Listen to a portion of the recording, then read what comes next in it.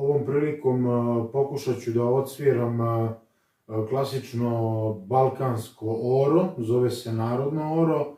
i ono što bih napomenuo jeste da ja stvarno nemam vremena da se studioznije posvetim harmonici i da detaljnije vežbam i da sviram. Naravno, dosta toga mi je ostalo u sećanju, to je jednostavno kao vožnje bicikle,